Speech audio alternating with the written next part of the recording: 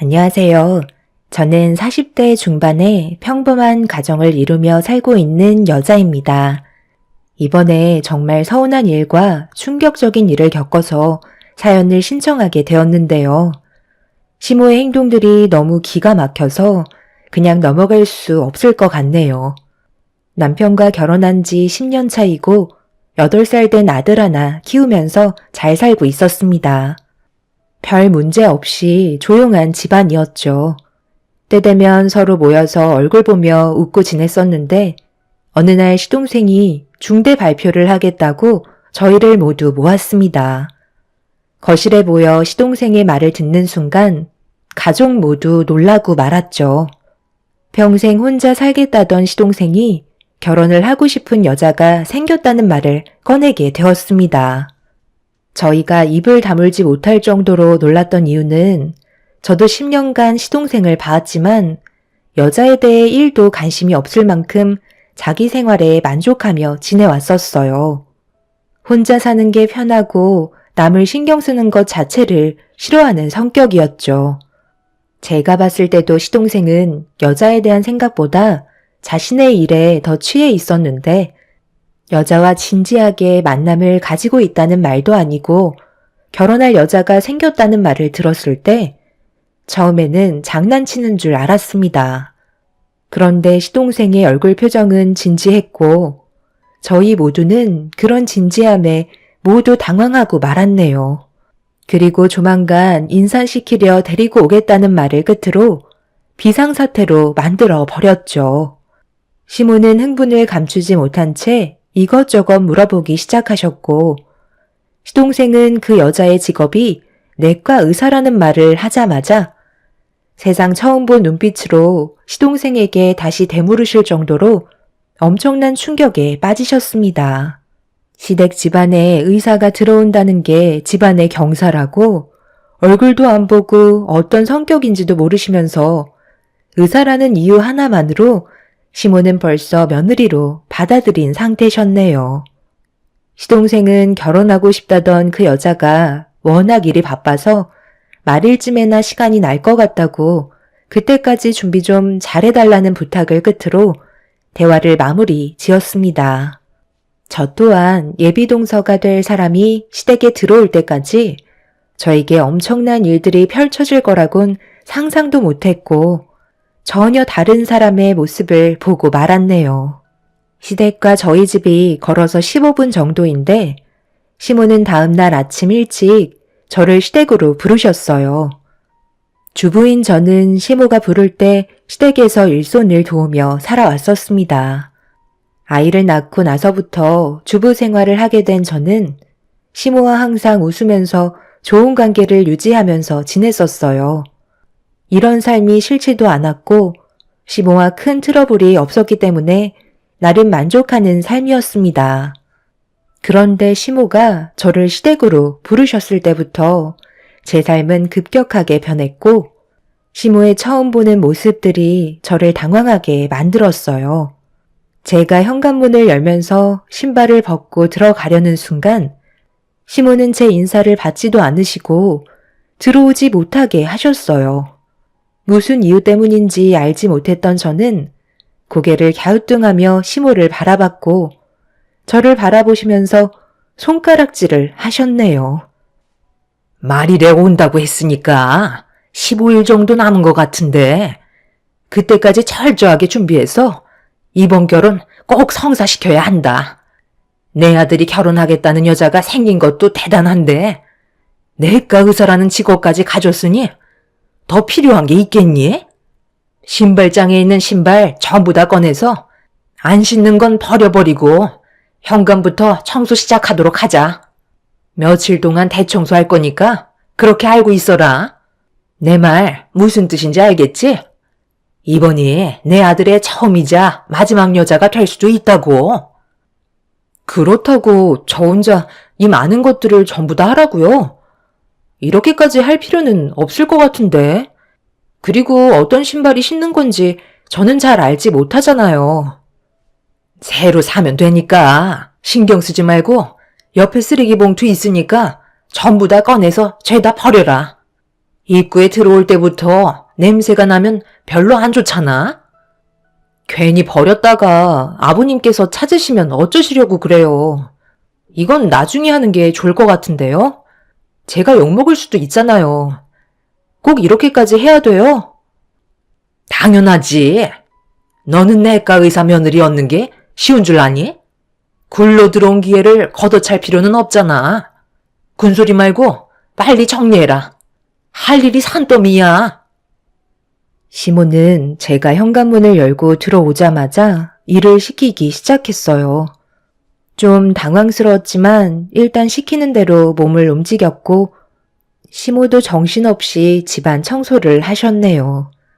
여기까지는 별일 없었는데 신발장에 있던 신발을 전부 다 버리고 깔끔하게 청소한 다음 집안에 발을 들이자마자 시모는 그때부터 엄청나게 많은 일을 시키셨어요. 솔직히 기분이 별로 좋지 않았던 게 제가 시댁에 인사드리러 왔을 때는 집안 청소는 전혀 되어 있지도 않았었고 저를 이렇게까지 대해주시지는 않았었거든요. 그런데 내과 의사 예비 며느리 온다고 동네에 소문이라도 내시려는 듯 시끄럽게 집안 전체를 몇 번이나 뒤집어 엎으셨네요.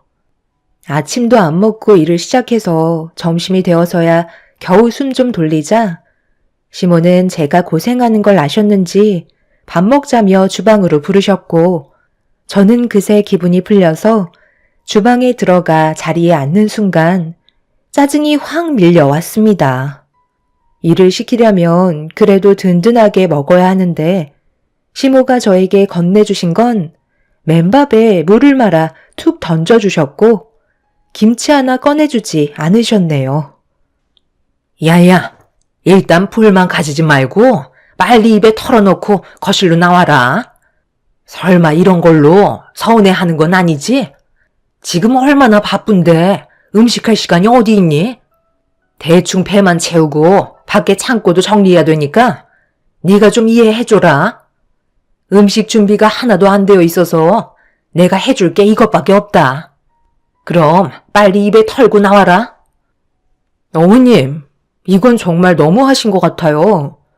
꼭 이렇게까지 해야 되겠어요? 말일날 온다고 했는데 아직 15일 정도 남은 거잖아요. 아무리 그래도 그렇지 찬밥에 물 말아주시는 게 어딨어요. 야야, 그거라도 주는 걸 감사하게 생각해야지. 너 혹시 의사 며느리 들어온다고 해서 신경 쓰이는 거니? 얘가 별일 아닌 거 가지고 오늘따라 되게 예민하네.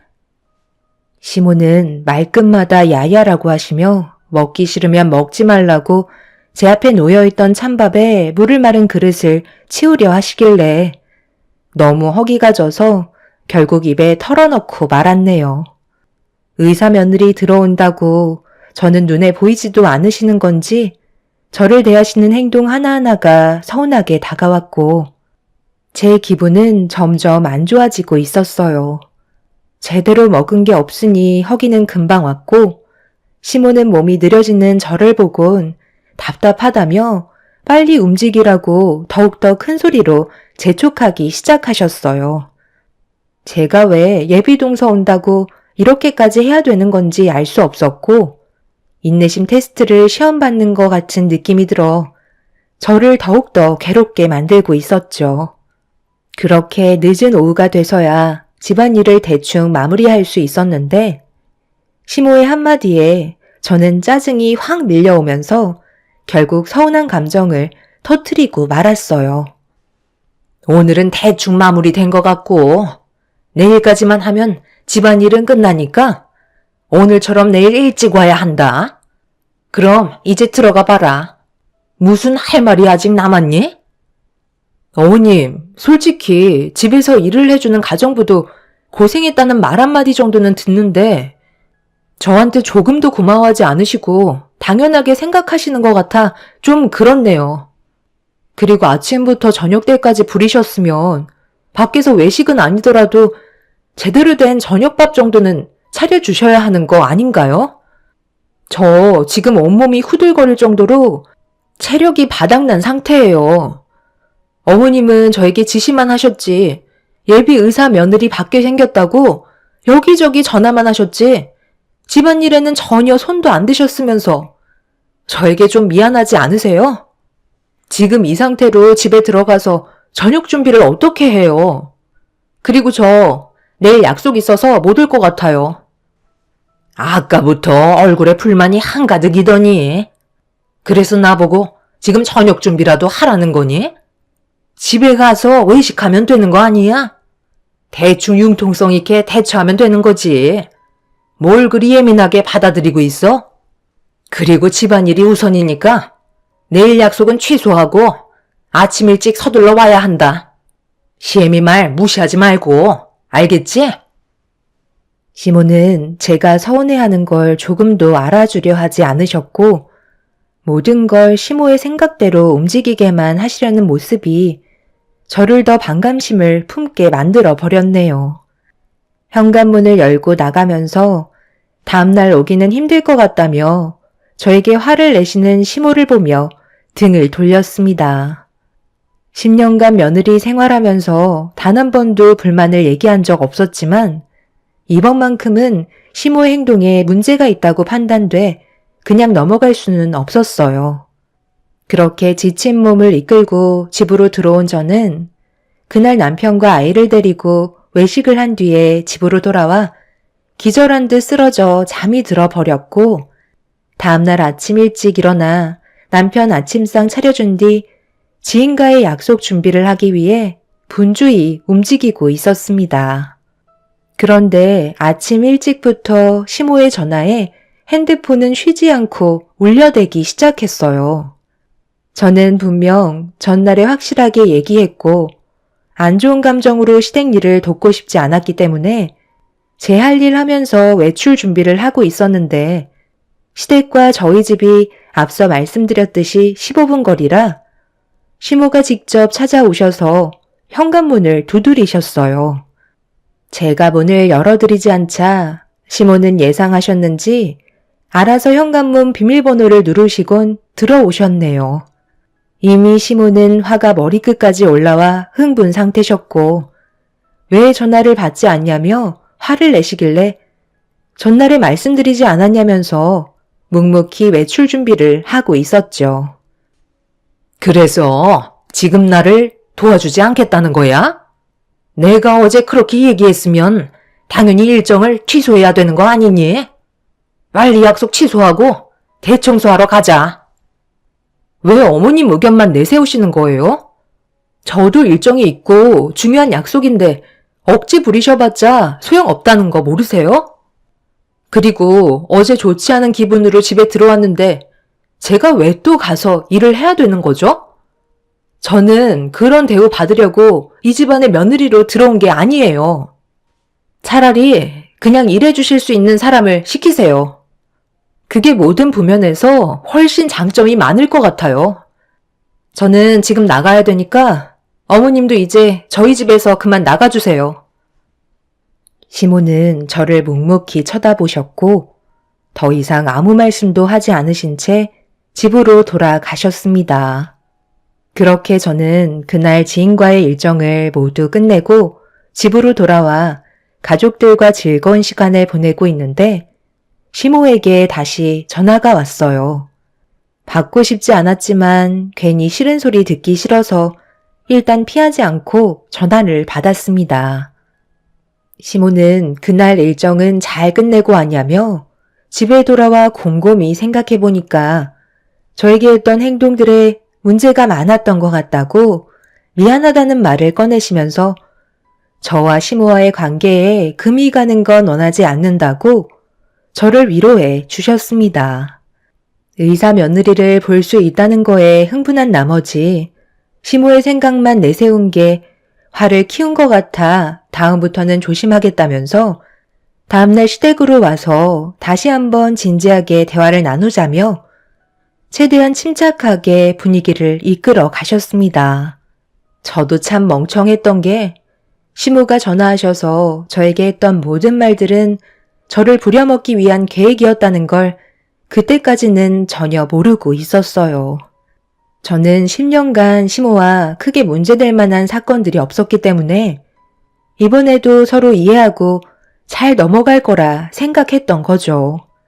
그런데 다음날 시모의 부름에 시댁에 들어갔을 때 제가 멍청했다는 걸 확실하게 알 수 있었고, 전날에 저에게 했던 모든 말들은 전부 다 거짓이었다는 걸 확실하게 알 수 있었습니다. 시모는 저를 살살 굴리면서 거실로 안내했고, 외부인이 들어와 집안을 뒤집고 청소하는 건 찝찝해서 못하겠다며 제가 직접 모든 걸 전부 다 해주길 바라셨어요. 할 말이 없어진 저는 눈앞에 펼쳐진 온갖 잡동사니들을 멍하니 바라보고 있었습니다. 시모는 제 손에 걸레 하나를 쥐어주셨고 먼지가 수북하게 쌓여있는 장식품인 잡동사니들을 전부 다 닦아주길 바라셨네요. 제가 표정이 안 좋아지자 시모는 점심에 맛있는 걸 준비해 주겠다며 첫날과 다른 방법으로 저에게 접근하셨고 도움받을 사람이 저밖에 없어서 어쩔 수 없다는 말을 꺼내셨습니다. 불쌍하게 쳐다보시는데 시댁에 발을 들인 상태에서 다시 집으로 돌아가기도 그렇고 난감한 상황이라 어쩔 수 없이 시모가 시키는 걸 다시 묵묵히 해줄 수밖에 없었네요. 결국 저는 땀 흘리며 시모가 시키는 일들을 처리해 나가자 어느새 점심시간이 되었고 시모는 맛있는 걸 해주겠다며 주방으로 들어가셨습니다. 일 처리가 거의 마무리가 되어갈 때쯤 시모가 주방으로 부르셔서 그제서야 허리를 펴고 자리에서 일어났는데 주방으로 걸어갈수록 익숙한 냄새가 코를 찔렀고 주방 식탁에 올려져 있던 음식을 보는 순간 짜증이 확 밀려왔습니다. 시모는 밝게 웃으면서 저를 보시더니 찬밥과 김치를 내어주시면서 이 정도면 만족하냐고 대단한 걸 준비해 주신 것 마냥 어깨에 힘이 들어가 있으셨네요. 그날 저도 모르게 짜증이 확 밀려와서 시모에게 서운한 감정을 털어놓았고 당분간 시댁에 오지 않겠다며 그대로 집으로 돌아와 버리고 말았어요. 며칠 전과 달라진 게 있다면 컵라면과 김치였죠. 이런 대접을 받으면서까지 시모의 며느리로 남고 싶지 않아 그날 이후부터 시댁에 발도 들이지 않았습니다. 시모도 현관문을 나서는 저를 보며 신경 써서 준비했는데 너무한 거 아니냐며 목소리를 높이셨지만 저는 조금도 대꾸하지 않았어요. 그냥 말 섞기조차 싫었던 것 같았네요. 시모와 좋지 않은 관계로 발전해 가고 있다는 걸 알게 된 남편이 저에게 모든 상황을 전달받았고 남편은 시모와 전화통화를 하면서 문제되는 일들을 바로 잡아나가기 시작했어요.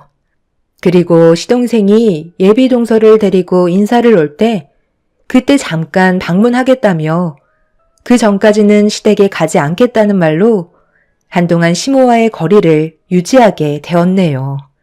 그날 이후 시모에게는 전화 한 통 없었고 어느덧 시동생이 예비 동서를 데려오는 하루 전날이 되었는데 퇴근하고 들어온 남편이 누군가와 통화를 하고 있었는데 신경질적으로 대화를 주고받고 있길래 누구냐고 물어보니 시모가 남편에게 전화를 한 거였어요. 남편은 그렇게 할 수 없다면서 전화를 끊었고 화가 난 이유는 다음날 예비동서가 인사를 오는데 혼자서 음식 준비를 전부 끝낼 수 없을 것 같아 저에게 도움을 요청하고 싶었지만 전화를 받지 않을 게 뻔해서 남편이 대신 말해주길 원하셨던 거였네요. 그 말을 듣는데 저도 어떻게 해야 할지 몰라 난감하더라고요. 예비동서가 될 사람이 인사를 오는데 무조건 모른 척 할 수도 없고 시모가 저에게 했던 행동들이 제 기분을 이미 상하게 한 터라 움직이기 싫었지만 남편의 시동생은 그동안의 결혼 생활 동안 저에게 잘했기 때문에 그냥 지나갈 수 있는 상황은 아니었습니다. 어쩔 수 없이 시모를 위해서가 아닌 시동생을 보고 저는 시댁으로 향하게 되었죠. 남편은 그렇게까지 할 필요 없다 했지만 그래도 처음 인사 오는 자리인데 부족한 것들이 보이는 것보단 잘 준비가 되어 있는 게 보기 좋을 것 같고 후회도 남지 않을 것 같아 시댁에 들어가 일손을 돕게 되었습니다. 시모는 혼자서 많은 음식들을 준비하고 계셨는데 저를 보자마자 고맙다며 양손을 잡아주시며 땀을 비오듯 흘리고 계셨어요. 의사 며느리가 뭐라고 이렇게까지 하시는지 이해할 수 없었죠. 그렇게 음식 준비를 위해 주방으로 들어갔는데 눈앞에 펼쳐진 광경을 보고 입을 다물지 못했습니다. 제가 생각했던 거와 다르게 상당히 많은 음식들을 준비할 계획이셨는지 몇 시간 도와주는 걸로 끝날 상황이 아니었어요. 입을 다물지 못하고 있자 시모는 의사 며느리 오는데 이 정도는 해야 되지 않겠냐며 저에게 앞치마를 건네주셨고 재료 손질만 새벽 3시까지 하게 되었네요. 모든 준비가 끝나고 좀 쉬고 싶었는데 시모는 기분이 들뜨셔선 콧노래를 부르시며 쉬지 않고 음식을 준비하셨고 저도 옆에서 최선을 다해 일을 도왔습니다. 그렇게 모든 음식들을 전부 다 끝낸 뒤 시간을 보니 어느새 예비 동서가 몇 시간 뒤면 올 시간이 되었고 잠깐의 시간 동안 쉬려고 방에 들어가려 하는데 시모가 저를 멈춰 세웠습니다.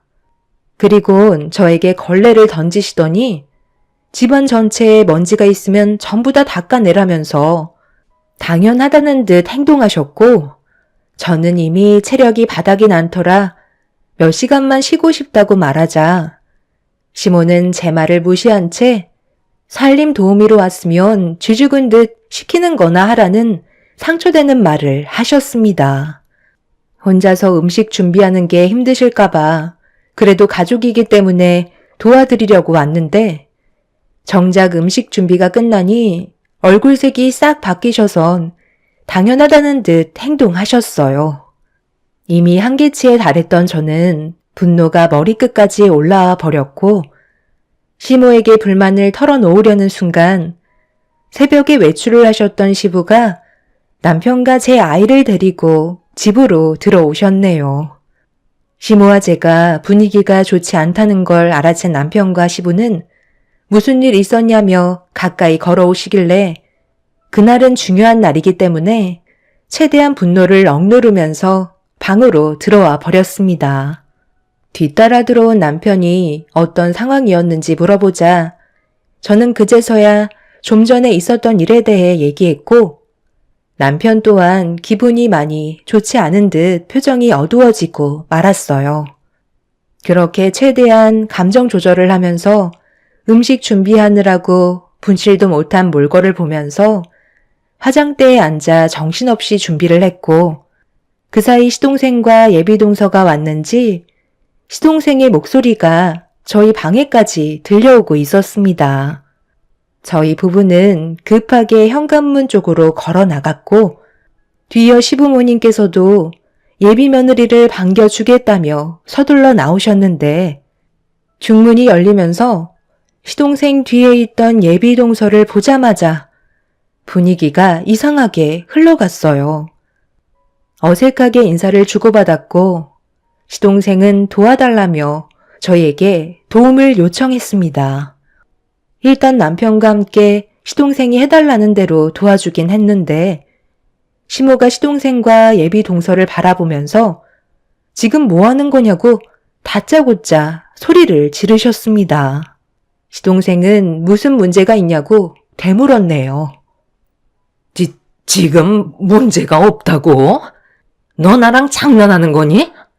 인생 말아먹을 작정이야? 내과 의사라고 해서 내가 그동안 얼마나 들떠 있었는데 어떻게 이런 상황을 만들 수 있어? 뭐가 잘못됐어요? 저는 이 사람을 진심으로 사랑하고 앞으로 평생 옆에서 있어주겠다고 약속까지 했는데요. 오히려 엄마가 이렇게 나오는 게 더 이상하죠.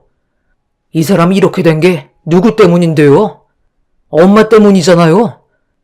그때 엄마가 신호만 잘 지키셨어도 이 사람 가족은 전부 살아있었을 테고 행복한 삶을 누려왔을 텐데 모든 삶을 전부 빼앗아간 사람이 바로 엄마잖아요.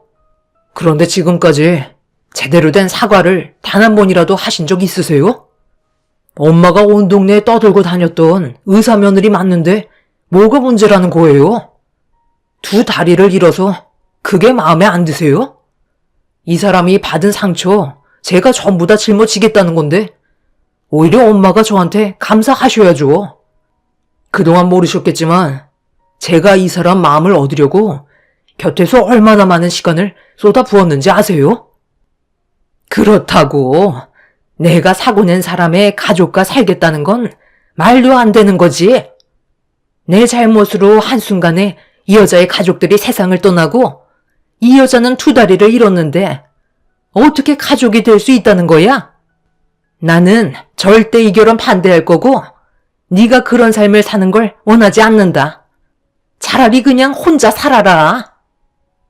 그럼 유정 씨는 누구한테 도움을 받고 의지하면서 살아가야 하는 거죠? 한 살 한 살 나이를 먹어갈 때마다 모든 것들이 힘들어질 텐데 그런 힘든 삶을 살 때마다 저희 집안을 원망할 게 뻔한데 엄마는 두 다리 뻗고 편하게 살아가실 수 있으세요? 저는 절대 그렇게 하지 못할 것 같아요. 엄마가 허락 안 해주셔도 저는 이 결혼 진행할 겁니다. 저희는 진심으로 서로 사랑하고 있고 제가 유정 씨의 남은 인생을 꼭 책임지고 싶어요. 그러니 결혼은 반대하지 않으셨으면 좋겠어요. 형수님, 음식 준비 다 됐죠? 이 사람 여기까지 오는데 체력을 많이 쏟아 부었거든요. 배가 많이 고프다니까 음식 좀 넉넉하게 내어주세요.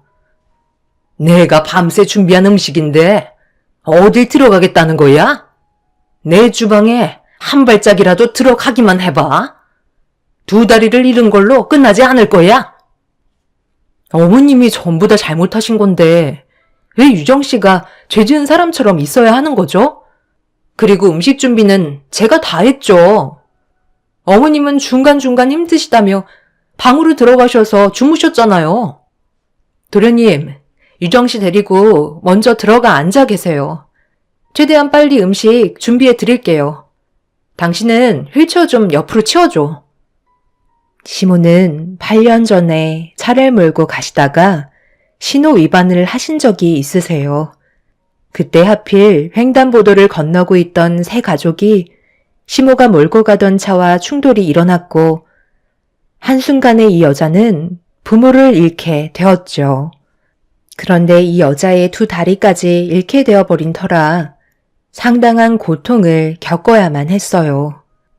이런 와중에 시모는 잘못을 인정하지 않고 있었지만 모든 상황들이 시모에게 불리하게 적용이 되고 있었죠. 두 다리를 잃었던 여자는 시모에게 형사처분을 내릴 수도 있었지만 합의를 했고 더 이상 시댁집안과 엮이고 싶어 하지 않았습니다. 그런데 그동안 시동생이 저희들 모르게 8년의 시간을 이 여자의 곁을 지켜주고 있던 거였네요. 저도 많이 놀랐지만 시동생이 정말 대단하게 느껴졌었어요. 이런 결정을 내릴 수 있는 사람이 많지 않을 텐데 시동생은 자기 가족의 잘못을 끝까지 책임지고 싶어하는 마음을 가지고 있었고 두 다리를 잃은 여자는 결국 시동생의 마음을 받아주게 되었던 거죠. 한 가족의 인생을 송두리째 망가뜨린 시모는 한마디 사과를 한 적도 없었지만 그 뒤에서 시동생은 그 여자에게 자신의 모든 걸 내어주면서 용서를 구했고 둘이 평생 함께하겠다는 결정까지 내린 상태였어요. 그 누구도 쉽게 할 수 없는 결정을 시동생이 했기 때문에 정말 존경스러울 뿐이었네요. 저는 두 사람을 위해 전날에 힘들게 만들었던 음식들을 내어주었고 시모는 음식에 절대 손대지 못한다며 난리를 치셨지만 남편과 시부가 시모를 모시고 밖으로 나가면서 상황은 대충 정리가 되었습니다. 그렇게 시동생과 예비동서는 힘들게 만들었던 음식을 배불리 먹었고 두 사람이 행복했으면 좋겠다는 말을 시작으로 분위기를 좋은 쪽으로 전환을 시켰네요. 남편과 시부도 자리에 참석해 이런저런 대화를 주고받으면서 차분하게 상황을 이끌어 나가고 있었는데 현관문 밖에 계셨던 시모가 문을 열고 들어오려 하시길래 제가 급하게 나가 시모를 가로막아섰어요. 시모는 당장 비키지 않냐며 저를 보며 분노하셨지만 저는 시동생의 결정을 존중해줘야 하는 거 아니냐며 흥분한 시모의 기분을 최대한 가라앉히려고 했지만 시모는 이미 이성을 잃어버린 상태셨어요. 결국 제 머리채를 잡은 뒤 패대기 치셨고 남편과 시부가 말리기도 전에 상의에 있던 음식들을 전부 다 바닥으로 쓸어내렸습니다. 시모는 예비 동서의 머리채를 잡으려 하자 시동생이 털끝 하나라도 건들면 평생 얼굴 안 볼 거라며 인연을 끊겠다는 말을 꺼내게 되었습니다. 이미 시모의 귀는 닫혀 있던 상태라 시동생의 말은 들리지 않았어요. 예비 동서의 머리채를 잡으면서 여기가 어디라고 발을 들이냐고 당장 기어서 나가라는 충격적인 말을 뱉으면서 집안을 아수라장으로 만들어 버리셨습니다. 시부는 이성을 잃어버린 시모를 진정시키기 위해 뒤에서 말렸지만 계속해서 흥분을 감추지 못하시자 시부는 시모의 뺨에 손을 올려 붙였습니다. 왜 애들 보고 나가라고 하는 거야? 그냥 당신이 나가면 되겠네. 이런 상황을 만든 건 전부 다 당신 탓 아니야? 그런데 잘못도 없는 애한테 물리적으로 행동해? 지금 여기에 모여있는 가족들 중에 반대하는 사람 당신뿐이니까 당신이 이 집을 나가면 되겠네. 나는 내 아들의 의견을 존중해 줄 거고 앞으로 평생 행복하게 잘 살았으면 좋겠어. 그래, 처음엔 동정심이었을 수도 있겠지. 하지만 지금은 사랑이라잖아. 작은 애가 동정심 하나로 진생 걸을 놈이야? 그렇게 당신 아들 못 믿겠어?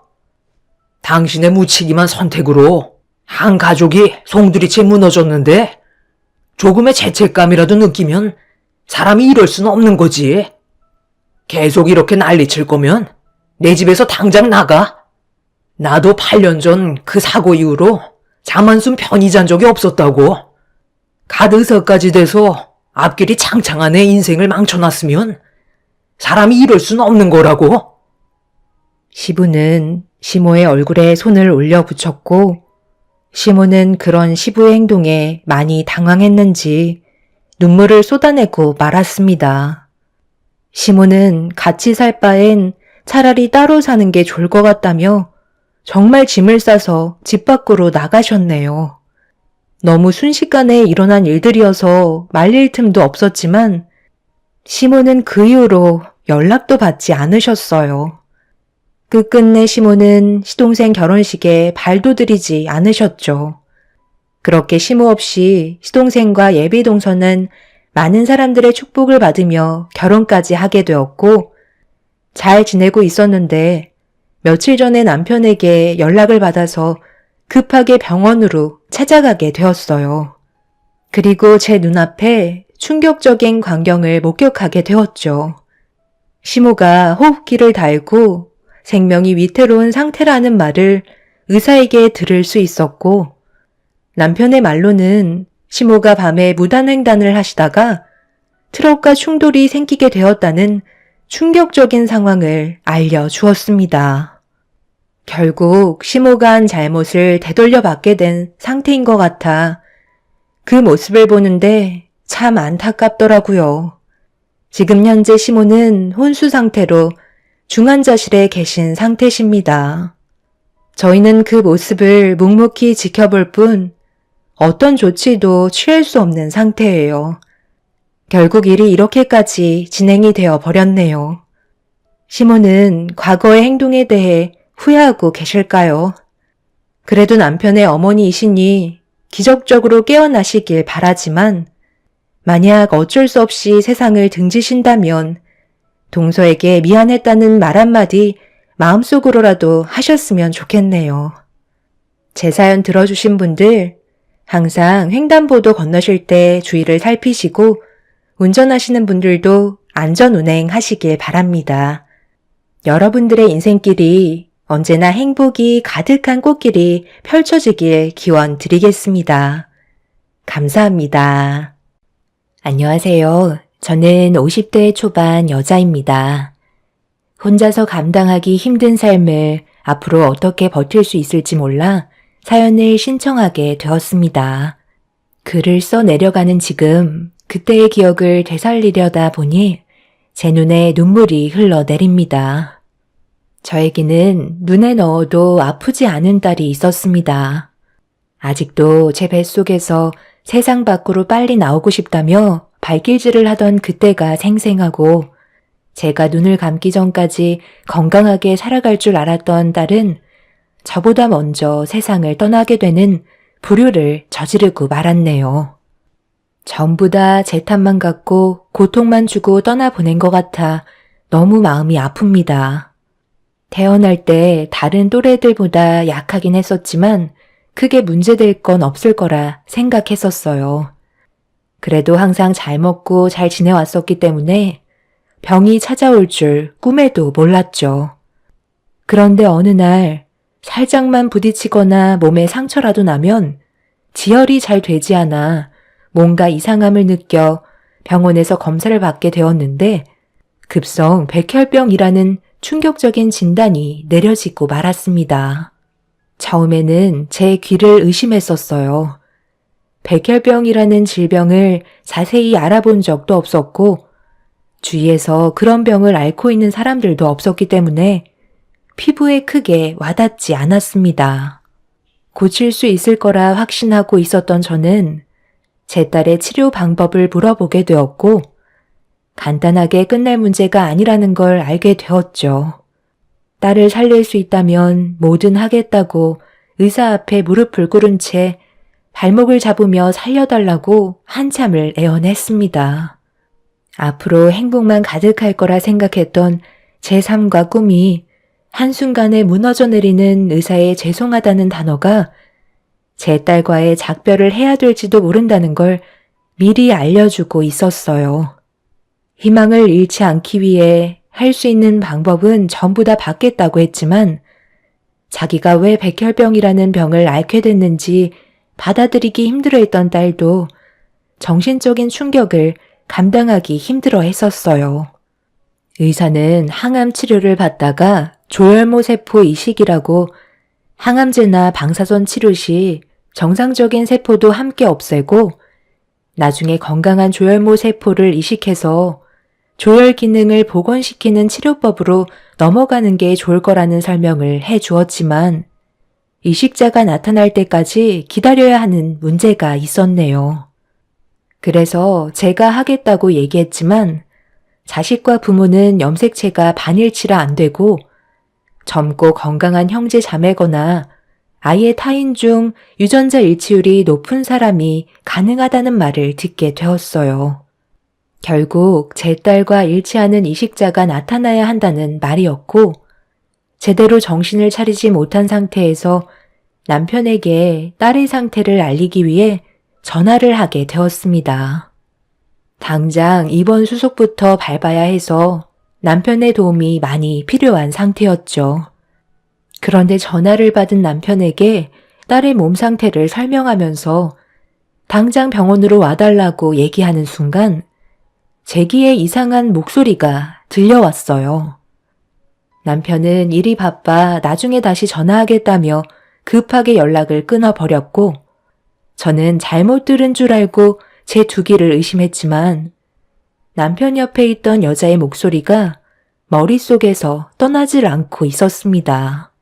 항상 출장이 잦았던 남편이었고 하루의 시간이 부족할 만큼 바쁘게 지내오던 그 사람 옆에 오빠라고 부르던 여자의 목소리는 제 심장을 철렁 내려앉게 만들어 버렸어요. 어쩔 수 없이 저 혼자 딸의 입원 수속과 병원에서 시키는 것들을 처리해 나갔네요. 20대의 나이에 갑자기 찾아온 딸의 백혈병이 하루빨리 좋아질 수 있게 매일 기도하며 다시 예전으로 돌아가길 간절히 바라고 있었습니다. 남편은 병원 주소를 알려달라는 문자 한 통을 보냈고 병원 주소를 적어 보내면서 최대한 빠른 시일 내에 병원에 오길 부탁했어요. 하지만 더 이상 제가 보내는 문자에 답장을 하지 않았습니다.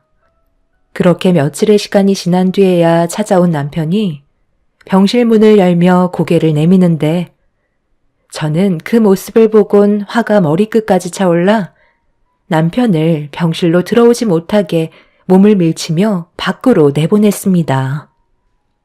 당신 뭐 하는 사람이야? 지금 얼마나 심각한 상황인지 몰라?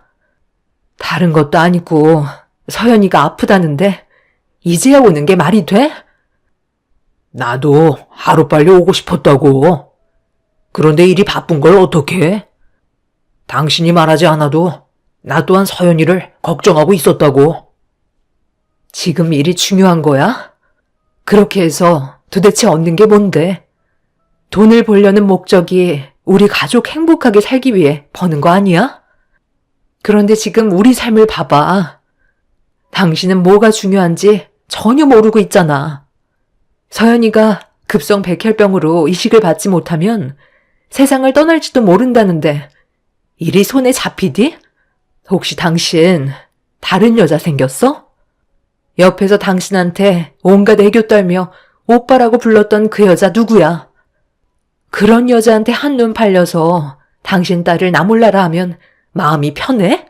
서연이는 당신이 그래도 아빠라고 언제 오냐며 보고 싶어서 목소리라도 들어보려 하는데 전화는 받지도 않고 나중엔 귀찮은지 아예 전화를 꺼나 버리더라.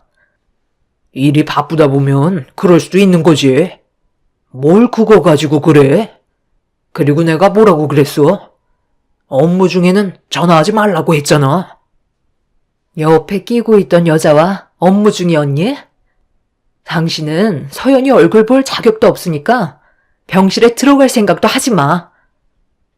집안의 가장인 남편의 잘못된 행동들이 너무 실망스럽게 다가왔어요.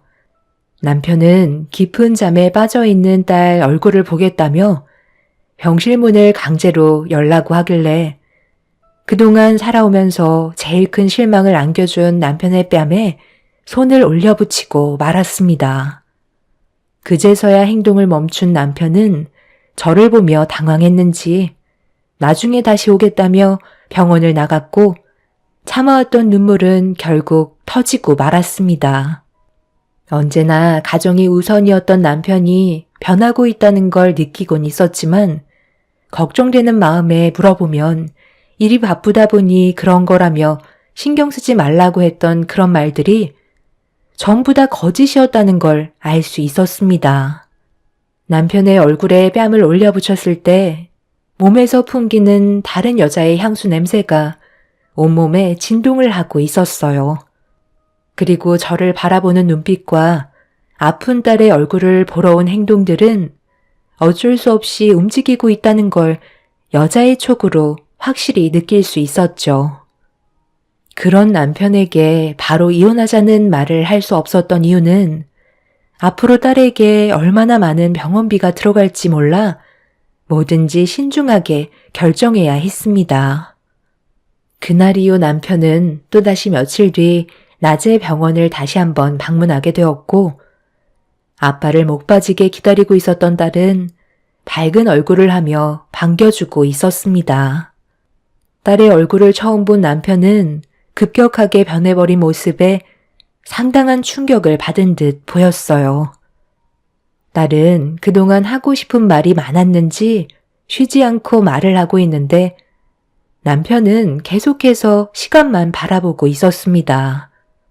아픈 자기 딸의 말에 집중을 하지 않고 딴 생각을 하길래 뭐 하는 거냐며 눈치를 주면서 툭툭 치니까 갑자기 자리에서 일어나 회사에 급한 볼일이 있다면서 나중에 다시 오겠다는 말을 하길래 시간 조절하고 온 거 아니냐고 물어보니 남편은 그런 제 말을 무시한 채 병실을 뛰쳐나갔습니다.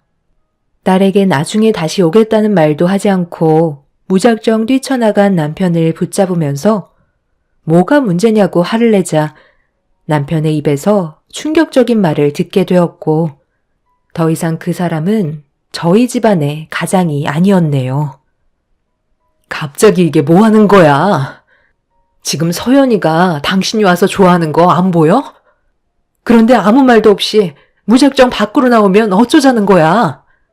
당신은 왜 나랑 서연이를 생각하지 않고 혼자 하고 싶은 대로 막 나가는 건데?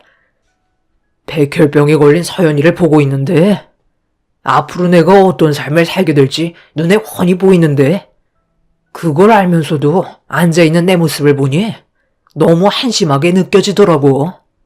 이런 시간들이 너무 아깝게 느껴지면서 이곳에 더 이상 있고 싶지가 않았어. 더 이상 이렇게 사는 건 내 시간을 버리는 거고 앞으로 2번 다시 병원에 오고 싶지가 않아. 그냥 우리 이혼하고 각자 갈 길 가자. 뭐라고? 당신 눈에는 서연이가 아파하는 모습을 뻔히 봤으면서 지금 이 상황에 이혼하자는 말이 나와? 서연이는 자기 아빠 왔다고 들떠 있었는데 그런 딸에게 상처를 준 것도 모자라 2번 다시 병원에도 찾아오지 않겠다는 거야? 힘들게 땀 흘려 벌어모은 돈들 치료비에 다 탕진하게 생겼는데 내가 왜 그 길을 선택해야 하는 거지? 앞으로 나에게 주어진 인생의 시간에서 벌써 절반이 흘러갔어. 나도 살아봤자 얼마나 살겠어? 앞으로 무슨 병에 걸릴지도 모르는데 서연이 병수발 들려고 힘들게 벌어모은 돈 다 털어서 치료비 갖다 바치다. 나중엔 서연이 기증자도 나타나지 않아서 결국 세상 떠나게 되면 나는 낙동강 오리알 신세 되는 거 아니야. 눈앞에 보이는 일들을 굳이 걸어갈 필요 없는 거잖아. 그래서 저렇게 아파하는 당신 자식을 더 이상 돌봐주지 않겠다는 거야? 그래도 아빠라고 해맑게 웃어 보이는 당신 딸한테 그런 상처를 줘야만 속이 편하겠어? 정말 세상 떠나면 2발 뻗고 잘 살 수 있을 것 같아? 한 번 꾸린 가정 어떻게든 지켜내야 되는 거 아니냐고. 저번에 내가 전화했을 때 옆에 붙어있던 그 여자 때문이지? 그래서 나랑 서연이를 버리려는 거 아니야. 이런 우울한 삶을 살고 싶지 않아서 이제 그만하겠다는 거잖아. 그 여자한테 간다고 해서 평생 행복하게 살아갈 수 있을 것 같아? 당신이 서연이랑 나한테 준 상처 절대 잊지 않을 거야. 죽을 때까지 기억하고 있을 거고, 만약 서연이가 당신 때문에 세상을 떠나게 된다면 그땐 내가 당신을 용서하지 않을 거야. 오늘 이 시간 이후로 2번 다시 내 앞에 나타나지 마. 확실하게 이혼하고 그에 따른 위자료 청구할 테니까 최대한 빠른 시일 내에 정리해줘. 그렇게 해주면 나야 좋지. 내가 원하는 답이 그거였어. 당신이 배 아파 낳은 자식이니까 앞으로 알아서 잘해봐. 나는 이런 지긋지긋한 인생 더 이상 살고 싶지가 않다. 최대한 빠른 시일 내에 이혼 준비해서 연락할 테니까 조만간 서류 낼 때 보자고. 남편은 제 입에서 이혼하자는 말이 나오길 기다렸다는 듯 최대한 빨리 준비하겠다는 말에 너무 어이가 없었어요. 그래도 함께 살아온 인생이 짧지 않았는데 어떻게 한순간에 등을 돌릴 수 있는지 이해할 수가 없었습니다. 병실에서 아무것도 모른 채 아빠가 다시 들어오길 기다리고 있던 딸은 더 이상 아빠가 병실 문을 열고 들어오지 않을 거라는 걸 알게 됐는지 시무룩한 얼굴로 고개를 떨구며 자리에 누워 버렸어요. 백혈병 진단이 내려지면서 항암 치료를 받는 동안 딸의 얼굴에서 웃는 모습을 한 번도 볼 수 없었는데 자기 아빠 얼굴을 보자마자 기뻐하던 딸에게 너무 큰 상처를 준 남편을 용서하고 싶지 않았습니다. 자기 인생이 불행해질까봐 자기 손으로 꾸려온 가정을 내치려는 남편이 너무 실망스러웠고 막장까지 치닫게 된 마당에 저도 더 이상 모든 것들이 남편이 원하는 대로 이루어지게 하고 싶지 않아 당장 회사로 찾아갔어요. 제가 난리를 치면서 남편을 찾고 있는데 갑자기 누군가 저를 부르며 천천히 다가왔습니다. 분위기를 보아하니 남편과 바람난 여자인 것 같았고 저를 위아래로 훑어보더니 따로 얘기 좀 하자면서 저를 밖으로 불러냈네요. 그 여자는 40대 정도로 보이는 모습이었는데 저를 보며 뱉은 한마디는 제 딸의 백혈병에 대해 걱정을 하는 말이었어요. 따님이 백혈병에 걸리셨다면서요? 너무 마음이 아프시겠어요.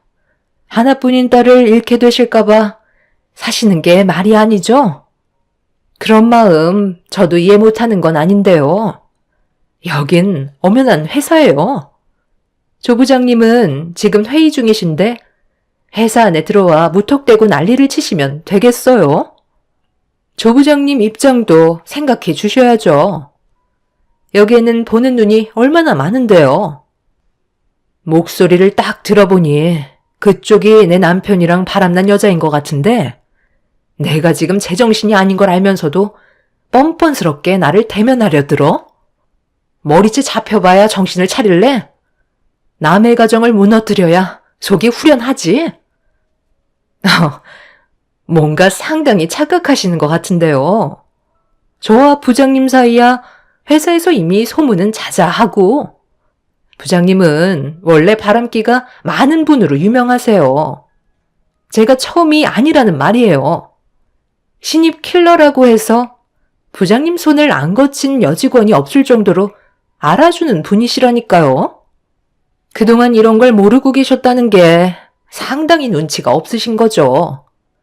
여기에 뭘 얻으시려고 찾아오셨는지 모르겠지만 아무리 난리를 쳐봤자 달라질 건 없다는 거예요.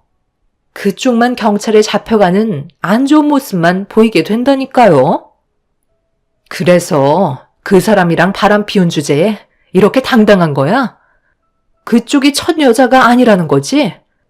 이거 잘 됐네. 이참에 그이랑 바람난 여자들 싹 다 고소해서 위자료 받아낼 테니까 너도 딱 기다리고 있어. 내가 아주 쑥대밭으로 만들 거야. 혼자서 뭘 어떻게 하시게요? 증거라도 있으세요?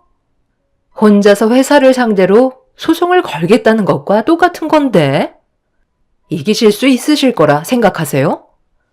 이럴 시간에 그냥 조용히 돌아가셔서 따님 병수발이나 하세요. 이러니 부장님이 당연히 바람을 피우죠. 내연녀와 대화를 나누면서 알게 된 또 다른 사실에 충격을 받았고 제 앞에 있던 여자가 남편의 첫 바람 상대가 아니라는 걸 알게 된 순간 엄청난 배신감이 몰려오고 말았습니다. 뭘 잘했다고 제 앞에서 큰 소리 치고 있는 내연녀의 입에서 나온 말들을 더 이상 듣고 싶지 않았고 당장 그 사람을 불러내라며 내연녀의 주둥이를 잡아챈 뒤 좌우로 세차게 흔들어 버렸습니다. 결국 저희는 몸싸움으로까지 번지고 말았는데 이 소식을 들은 남편이 급하게 저와 내연녀가 있는 곳으로 달려오더라고요. 어느 정도 예상은 했었지만 남편이 저를 보자마자 내연녀 앞에서 제 얼굴에 손을 올려붙이는 행동은 제 마음을 나락으로 떨어뜨리고 말았습니다.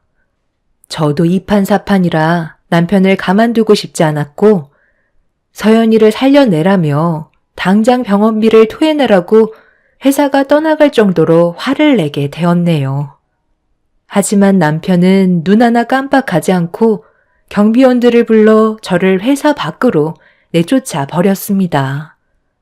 남편은 저를 보며 방금 한 행동에 대해선 그냥 넘어가지 않을 거라고 화를 내며 내연녀를 부축해주면서 회사로 다시 돌아갔네요. 경비들에게 막혀 들어가지 못한 저는 결국 그 자리에서 오열을 하고 말았어요. 사람은 겉모습만 보고 판단하면 안 된다고 그동안 저를 속이며 많은 여자들과 바람을 피웠다는 사실들이 저에겐 너무 큰 충격으로 다가왔고 어디서부터 잘못된 건지 알 수 없었습니다. 아무것도 얻지 못한 채 병원으로 돌아왔는데 병실 문을 열려는 순간 갑자기 별이 번쩍이면서 한쪽 뺨에 얼얼함을 느끼고 말았습니다. 순간적으로 멍해지면서 휘청거리고 있는데 또다시 번쩍이면서 반대편 뺨에도 얼얼해짐을 느끼게 되었네요. 네가 감히 내 아들 회사로 찾아가서 난리를 쳤다며? 거기가 어떤 곳인 줄 알고 너까지 게 지금 거길 간 거야? 이런 문제를 왜 밖에서 떠들고 다니냐는 거야? 너는 생각이 없는 거니? 보자 하니까 이제 아주 막 나가기로 작정한 거야? 어머님, 제가 뭘 잘못한 거죠? 서연 아빠는 지금 다른 여자와 바람을 피우고 있었다고요. 그런데 제가 맞을 짓을 한 건가요? 어머님도 서연이 몸 상태가 어떤지 잘 알고 계시잖아요. 얼마나 안 좋은 상황인지 뻔히 알면서 자기 자식보다 지금 만나고 있는 내연녀에게 돈을 쓰겠다는데 화가 안 나겠어요? 저 혼자 서연이 낳은 것도 아닌데 왜 모든 짐을 제가 져야 하는 거죠? 그런 게 너무 억울해서 찾아간 건데 제가 한 행동이 그렇게 잘못된 거예요? 어머님한테 왜 뺨을 허용해야 하는 건지 전혀 이해할 수 없는데요.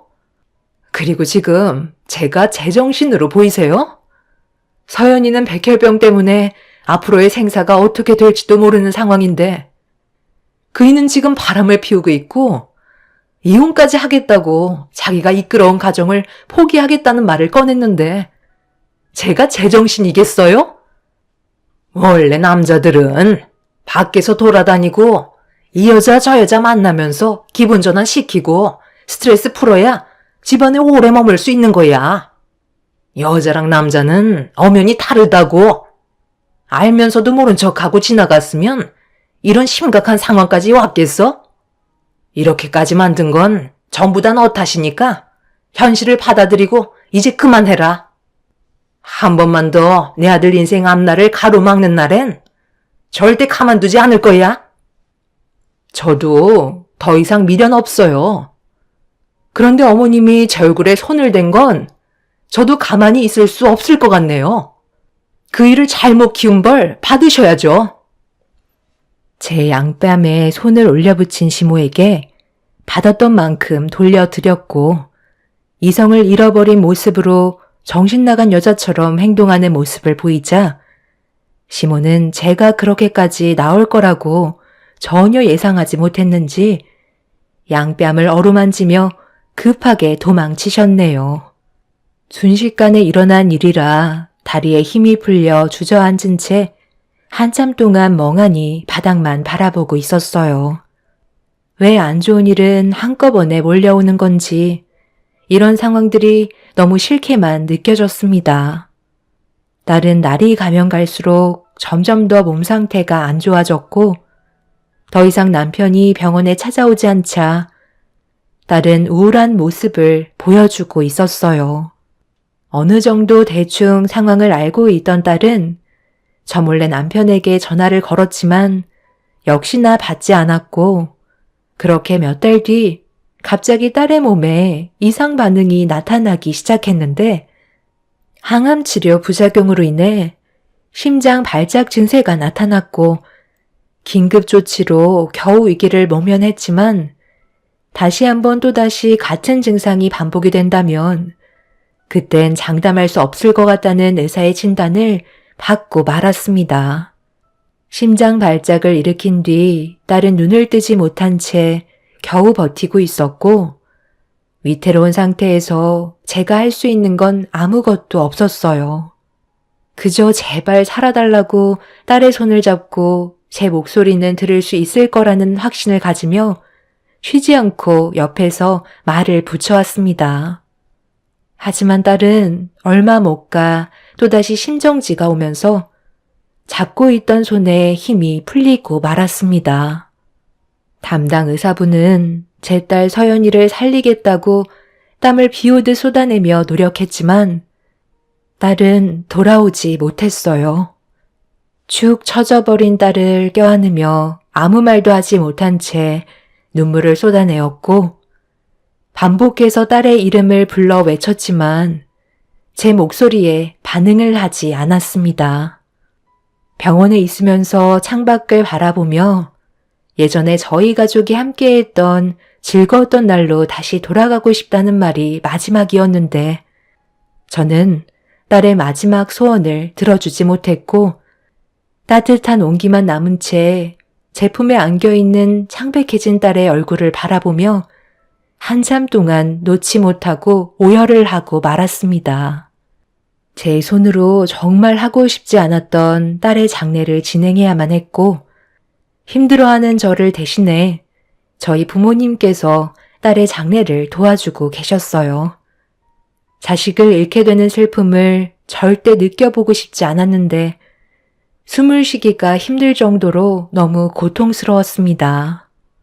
그렇게 한참 동안 딸의 영정사진 앞에서 눈물을 흘리고 있다가 기력이 전부 떨어져 멍하니 영정사진만 바라보고 있는데 제 옆에 있던 핸드폰에 알람 소리가 들려왔어요.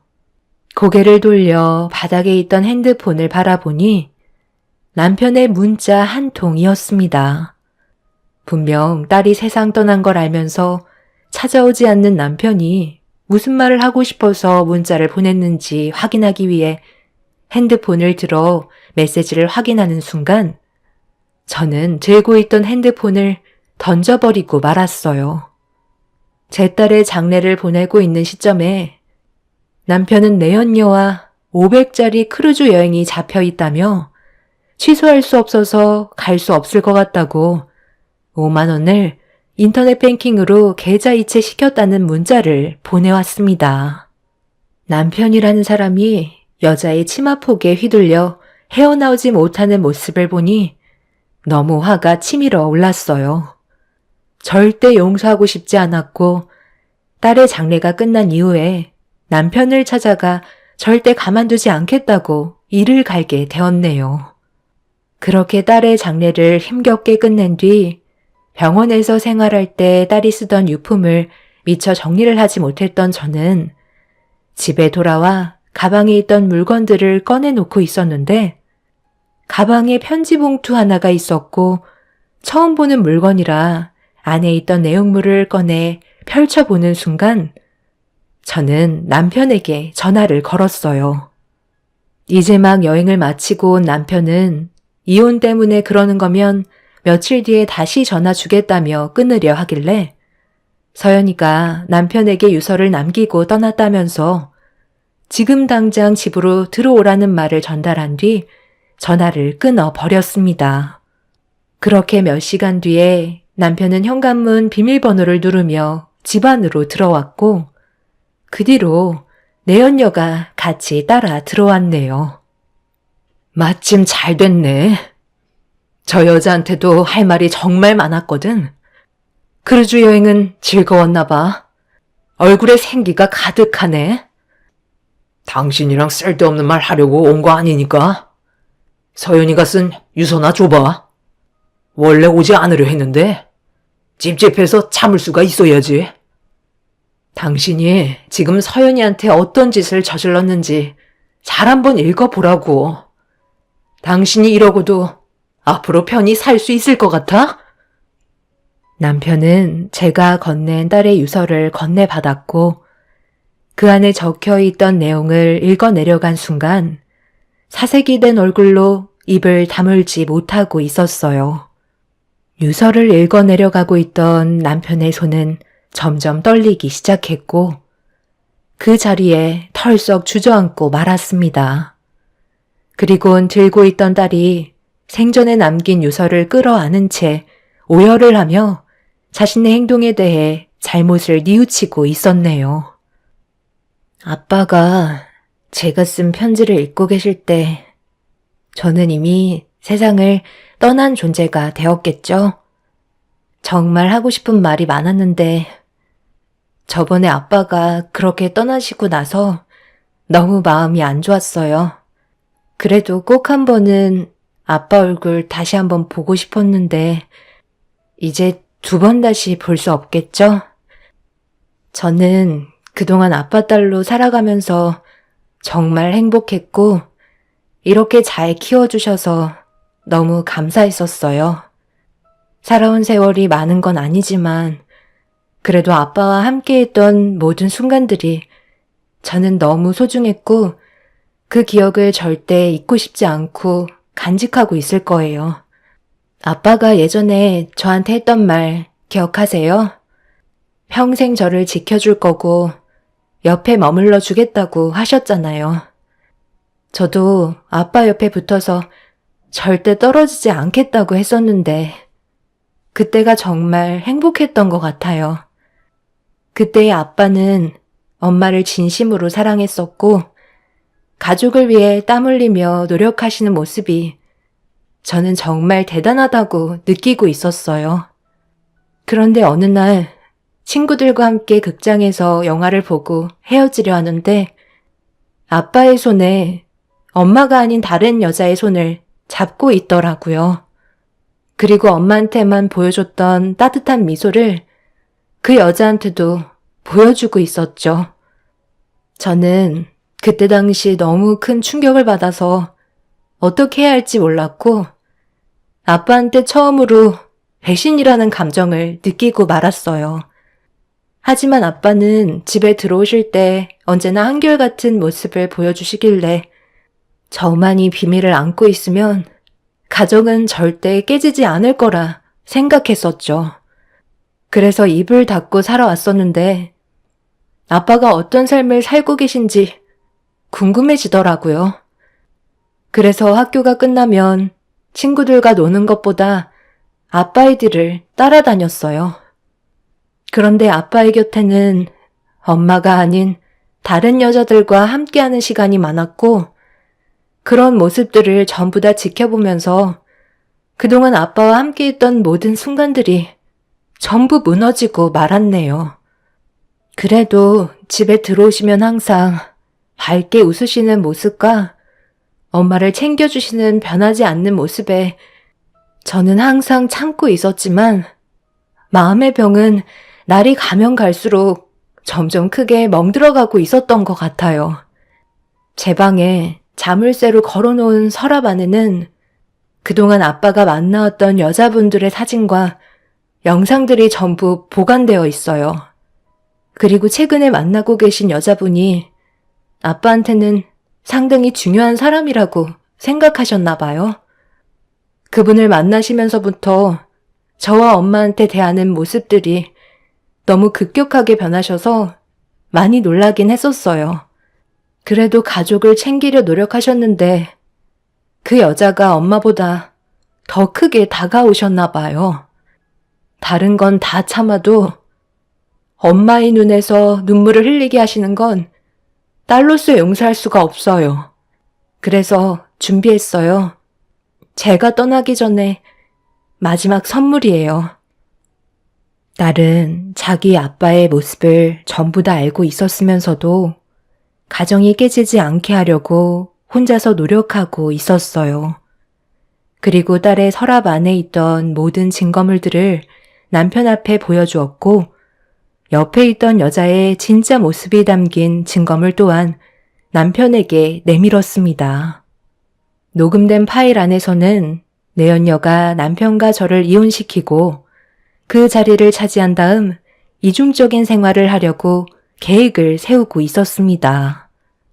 내연녀한테는 동거를 하고 있던 다른 남자가 있었고 그 사이에 자식까지 있었지만 법적으론 부부가 아니기 때문에 남편과 혼인신고를 한 뒤에 벌어들이는 돈을 동거남과 자기 자식한테 전부 사용할 계획을 가지고 있었네요.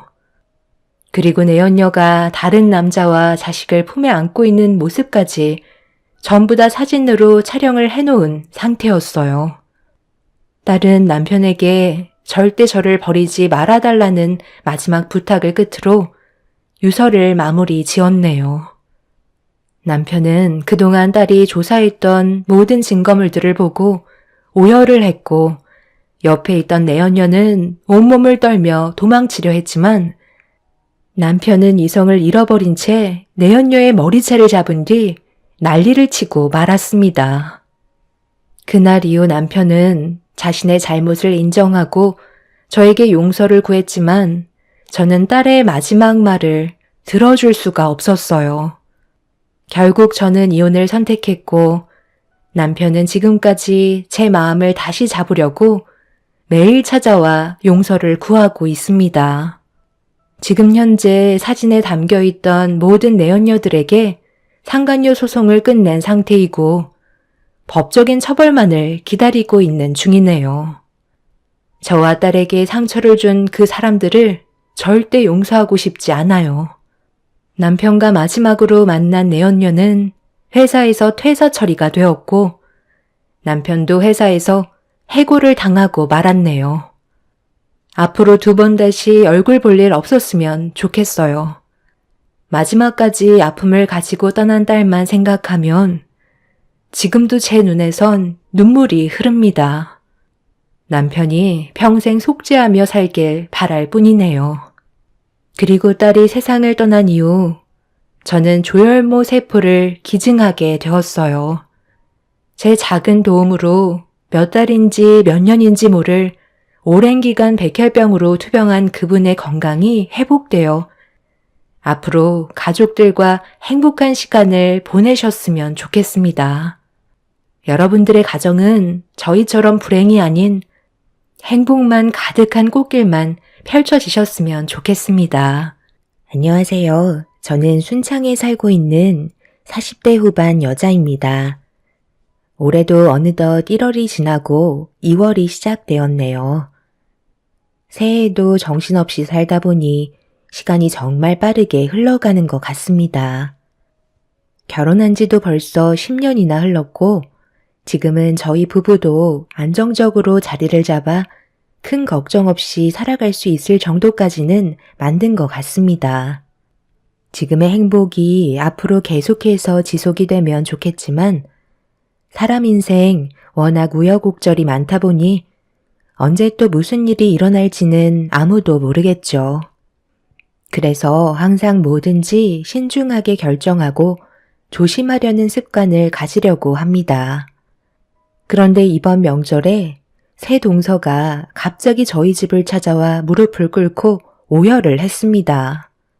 저에게 무언가를 원하고 있다는 걸 알고 있었지만 그에 따른 답변을 해줄 수가 없었습니다. 처음부터 새 동서들과 저는 사이가 별로 좋지 않았는데요. 그 이유가 10년 전에 남편과 결혼을 하기 위해 시댁에 인사를 왔을 때 이미 새 동서들은 먼저 시집을 온 상태였죠. 새 동서들이 워낙 마음이 잘 맞았는지 서로 주고받는 대화에 벽이 느껴지는 것 같지도 않았어요. 그런데 제가 인사를 오게 되면서 동서들이 보내는 경계의 눈빛을 볼 수 있었고 결혼을 반대하기까지 했었습니다. 아무래도 제가 맏며느리 역할을 하는 게 먼저 시집을 온 새 동서들은 그런 점에 대해서 마음에 들어하지 않는 것 같아 보였어요.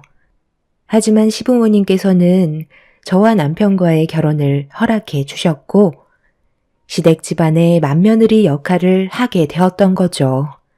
그래도 제가 먼저 새 동서들에게 마음을 열고 다가가면 좋은 관계를 형성하게 될 줄 알았지만 그건 제 생각이었을 뿐 새 동서들은 저를 따돌리며 서로만 뭉치는 모습을 보여주고 있었습니다.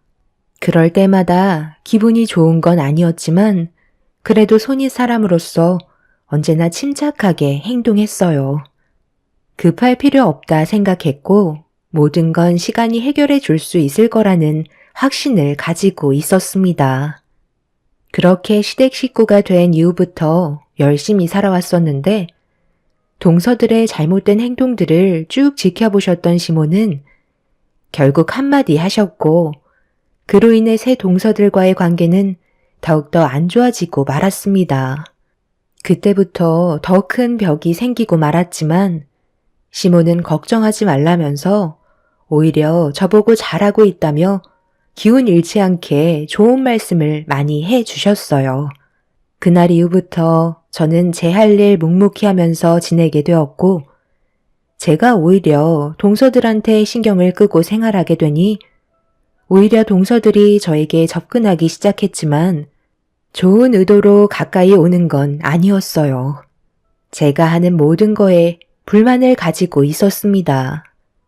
각자 사는 게 많이 바빴지만 새 동서들은 항상 자주 모임을 가지는 듯 보였고, 시댁에 올 때면 제가 알 수 없는 무언가에 투자를 하고 있는지 쉬지 않고 대화를 주고받고 있었어요.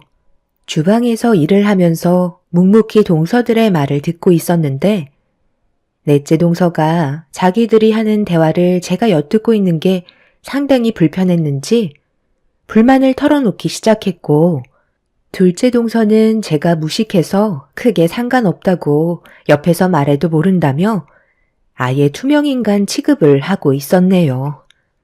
아무리 제가 가만히 있는다 해도 둘째 동서가 했던 발언은 그냥 넘어갈 수가 없었어요. 저를 따돌리고 자기들끼리 뭉치는 것까지는 좋은데 가만히 있는 저를 직접적으로 건드리는 건 참기 힘들었습니다. 저도 쌓였던 감정들이 있다 보니 좋은 말은 나가지 못했고 동서들은 그런 저를 잡아먹으려 달려들면서 결국 집안 싸움이 시작되었고 시동생들 또한 남편에게 막말을 퍼붓고 말았네요. 그날 이후 한동안 얼굴을 안 보고 지내고 있었어요. 그런 모습을 지켜보고 계시던 시부모님께서 더 이상 안 되겠던지 모두를 한자리에 모으셨네요. 그리고 각자 속으로 가지고 있는 불만들을 전부 다 털어놓길 원하셨고 막내 동서가 먼저 입을 열었습니다. 저희가 왜 이렇게까지 하겠어요? 큰 아주버님이 아무리 나이가 있다 해도 무작정 결혼을 서두르시는 건 문제가 있었다고요. 어머님, 벌써 잊으신 건 아니시죠? 저 결혼할 때 어떻게 하셨어요? 모든 걸 다 따지셨잖아요. 저뿐만 그런 것도 아니고 둘째 형님, 셋째 형님도 마찬가지 아니었나요? 그런데 왜 첫째 형님은 며느리로 받아들이실 때 아무런 조건도 없이 그냥 받아주신 거죠? 솔직히 이 부분에 대해서 정말 많이 서운했고 어머님의 그런 행동들이 저를 더욱더 화나게 만들었다고요. 그래서 큰형님과 좋은 관계를 유지하고 싶지 않았어요. 이 점에 대해 어떻게 생각하세요? 넷째 너는 지금 그게 문제가 된다고 생각하니? 너는 지금까지 부족함 없이 잘 살아왔잖아. 그래서 당연한 절차를 거친 것뿐이고 둘째, 셋째 며느리 또한 빠지는 것 없이 정상적인 삶을 살아왔으니 남들 다 하는 거 한 것뿐인데 그게 뭐가 잘못됐다는 거야? 그와 반대로 첫째 며느리가 살아온 환경은 어떠니? 부모님이 일찍 돌아가시고 가족은 하나도 없어서 그동안 혼자 외롭게 살아왔는데 그 삶이 얼마나 힘들었을지 너희들이 조금이라도 생각해 봤니? 나도 첫째 며느리처럼 과거에 부모님이 일찍 돌아가셔서 정말 힘겹게 살아왔었다. 내가 그런 마음을 잘 알고 있기 때문에 내 아들과 결혼을 한다고 했을 때 열심히 살고자 하는 모습이 보여서 결혼을 허락한 건데 그게 가족들과의 싸움으로까지 번질 정도로 잘못된 거야? 내 아들이 좋은 여자를 만나 결혼을 하겠다는데 너희들이 뭔데 반대를 하는 건데? 내가 너희들이 결혼하겠다고 인사 왔을 때 반대한 적 있었어? 나도 큰 며느리한테 시집살이 안 시키고 있는데 너희들이 뭔데 집안 분위기를 이런 식으로 만드냐는 거다. 가족의 구성원이 되었으면 좋던 싫던 서로 얼굴은 붉히지 말고 살아야지. 자주 보는 것도 아니고 어쩌다 가끔 얼굴 보는 걸 가지고 이런 식으로 난리를 치면 되겠어? 나이들 먹을 만큼 먹었으면 어른답게 행동을 해야지. 유치하게 뭐 하는 짓들이야? 또 불만 있으면 얘기해봐라. 오늘 아주 너희들 기를 확 눌러 버려야겠다. 이미 분위기는 시모에게 넘어갔고 새 동서들은 아무 말도 하지 못하고 있었습니다. 시모는 모임이 있을 때마다 얼굴 붉히면서 지낼 거면 새 동서들은 시댁에 오지 말라며 시동생들만 따로 부르겠다는 말을 꺼내셨네요. 그렇게 시모가 모든 상황을 정리한 뒤 그날 이후부터 동서들과는 좋은 관계는 아니더라도 서로 약간의 거리를 유지하면서 지내고 있었는데 어느 날 둘째 동서가 주방 일을 하고 있던 저에게 가까이 다가오더니 알 수 없는 말을 늘어놓기 시작했어요. 형님, 요즘에 제가 괜찮은 거 하나 보고 있는데 같이 투자하실래요? 어머님이 하신 말씀이 계속해서 귀에 맴돌다 보니 이번에 도움을 좀 드리고 싶거든요.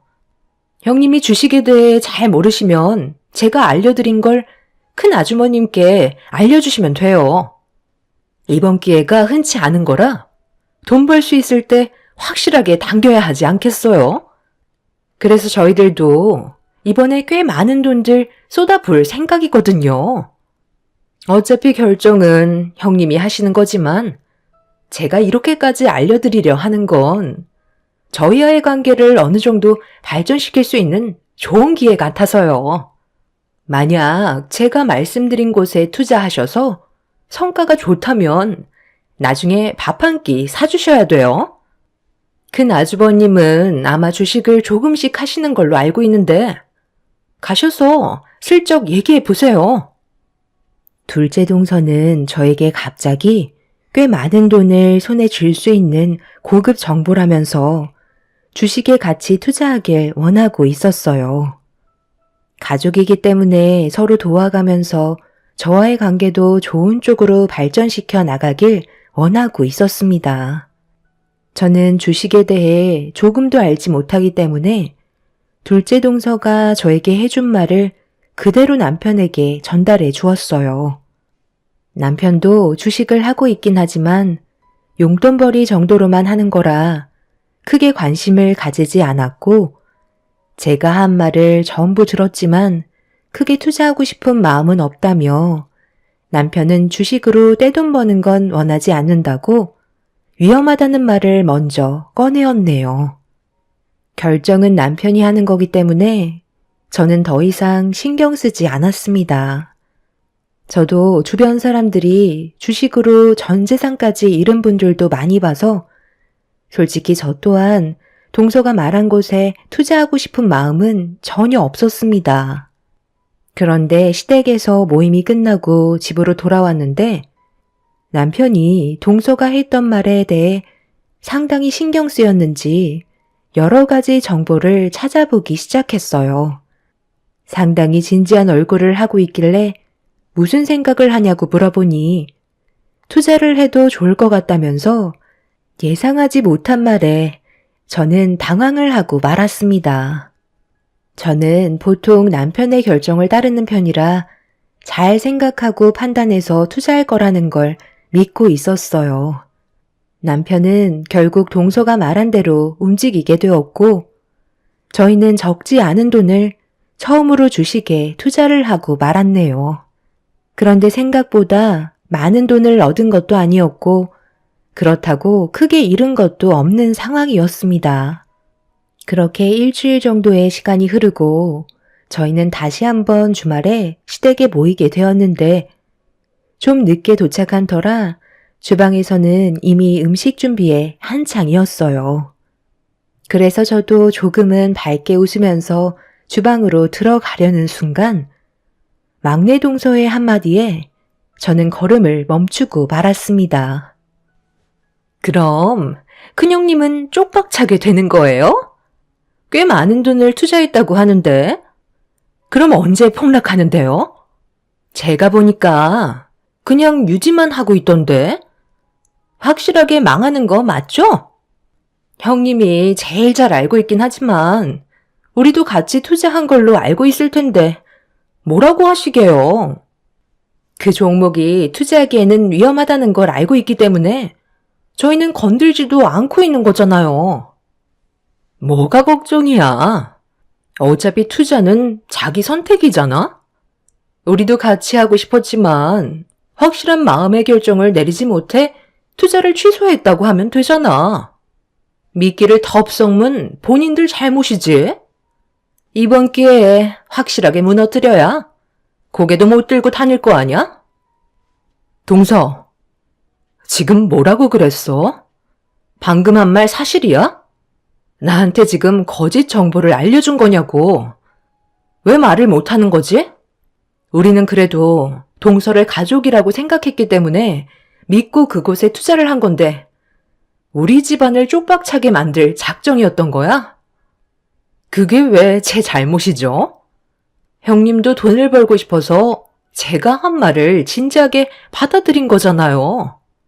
투자는 결국 본인의 선택이고 자유라고요. 어차피 잃은 것도 없는데 제가 욕먹을 이유는 없는 거죠. 제 말이 틀렸나요? 저는 둘째 동서의 말을 듣고 서둘러 남편에게 달려가 이 사실을 전부 알렸고, 남편은 저를 안심시키며 걱정하지 말라고 불안에 떨고 있는 모습보단 오히려 긍정적인 모습을 보여주고 있었어요. 한순간에 모든 돈을 잃게 될 수도 있는 건데 저만 불안해하는 것 같아 걱정을 하고 있었지만 남편은 평온함을 유지하고 있었습니다. 동서들은 주방에서 저를 보며 깔깔거리고 웃고 있는데 저희 집안까지 무너뜨리려고 행동하려는 모습에 너무 큰 실망을 하고 말았습니다. 그날 이후 더 이상 새 동서들과는 엮이지 말아야겠다는 마음이 확고하게 세워지면서 나중에 무슨 일이 일어나던 동서들이 저희 부부에게 도움을 요청했을 땐 절대 도와줄 생각이 없었습니다. 그렇게 동서들의 속셈을 알게 된 이후부터 더 이상 가까이 다가갈 노력도 하지 않았고 월요일이 되자마자 남편에게 서둘러 정리하는 게 좋을 것 같다고 얘기했어요. 그런데 남편은 저에게 알 수 없는 그래프 하나를 보여줬고 동서가 저희가 무너지길 원해서 알려준 투자 종목이 상승하기 시작하면서 기하급수적으로 그래프가 올라가기 시작했습니다. 그렇게 저희는 투자한 금액에서 2배를 벌어들일 수 있었고 그걸 알게 된 동서는 상당히 충격을 받았는지 다음번에 얼굴을 보게 됐을 때 전과 다른 모습으로 접근하기 시작했어요. 제가 뭐라고 그랬어요? 분명 꽤 많은 돈을 벌어들일 수 있을 거라 얘기했죠? 좋은 정보 알려드려서 얻게 된 수익이니 저한테도 어느 정도 떨어지는 게 있어야 하는 거 아니에요? 저번에 제가 그랬잖아요. 돈 좀 벌게 되면 그에 따른 보상금 주신다면서요? 갑자기 큰 돈이 들어오니까 주기 싫으신가 봐요. 이래서 사람은 돈 맛을 보면 편한다니까요. 재수 씨, 말이 좀 심한 것 같은데? 원래 우리한테 의도적으로 접근한 목적이 뭐였어요? 우리 집안이 무너지는 걸 보고 싶어서 그렇게 말한 거 아닌가? 자신의 잘못은 조금도 생각하지 않고 어떻게 얼굴색 하나 안 변하고 돈을 달라는 거야? 처음부터 진심으로 우리가 잘 되길 바라는 마음에서 접근했다면 재수 씨가 말하지 않아도 고마운 마음에 알아서 챙겨주지 않았을까요? 그래서 지금 냉전 한 푼 주지 않겠다는 거예요? 결과만 좋으면 되는 거지. 괜히 주기 싫으니까 이유 붙이는 거 아니에요? 만약 반대로 생각해봐. 동서가 투자하라는 곳에 많은 돈을 넣었는데 잃게 됐으면 그땐 뭐라고 했을 것 같은데? 투자는 자기 선택이니 어쩔 수 없는 결과였다면서 금전적으로 손해본 우리를 도와줬을 것 같아? 처음부터 나한테 접근한 의도가 잘못됐잖아.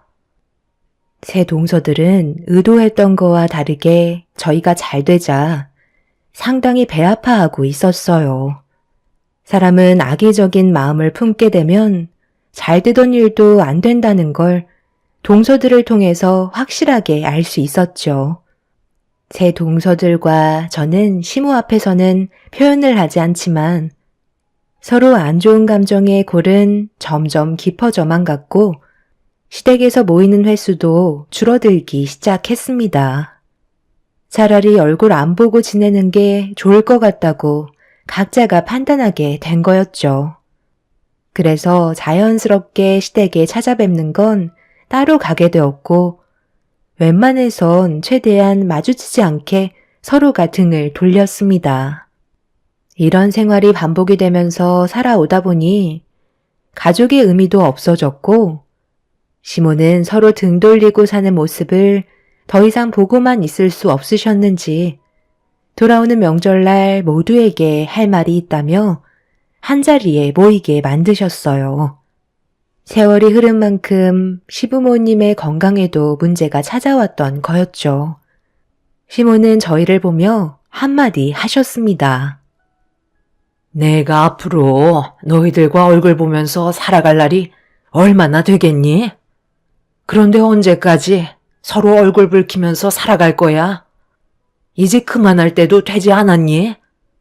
큰며느리가 시집 온 지 벌써 10년이나 됐고 많은 변화가 있었는데 정작 너희들의 관계는 어떻게 된 게 날이 가면 갈수록 점점 더 나빠지기만 하는 거니? 한 번뿐인 인생 이렇게 살아봤자 너희들한테 득되는 건 하나도 없는데 굳이 서로 안 좋은 감정을 계속해서 가질 필요가 있겠니? 너희들이 오기 전에 큰며느리는 하루 일찍 와서 혼자서 음식까지 전부 다 해놨다. 다른 집안 같으면 난리가 날 일이라고. 큰며느리가 착해서 너희들한테 아무 말도 안 하는 거지. 솔직히 음식하는 게 보통 일이니? 우리 식구가 적은 것도 아니고 명절 음식이 한두 가지도 아닌데 묵묵히 혼자서 다 해놓았으면 미안해서라도 한마디씩 하겠다. 먹는 것만 돼지처럼 먹지 말고 좋은 말 한마디씩 해주면 얼마나 좋아? 아, 그래요? 형님, 정말 고생 많으셨어요. 저희는 워낙 인사드릴 곳이 많다 보니 시간이 좀 늦었던 것 뿐이에요. 솔직히 이번 명절에도 별로 오고 싶지 않았는데 어머님이 하도 보채시는 바람에 어쩔 수 없이 온 것 뿐이라고요. 형님이야 어차피 명절 때 갈 친정도 없잖아요. 갈 곳도 없으니까 하루 전날 와서 음식하는 건 당연한 거죠. 고생하셨으니까 용돈 좀 챙겨드려야 되겠네. 10,000원씩 걷어서 주면 되죠? 혼자 착한 척은 다 하시고 어머님 마음까지 얻으셔서 정말 좋으시겠어요.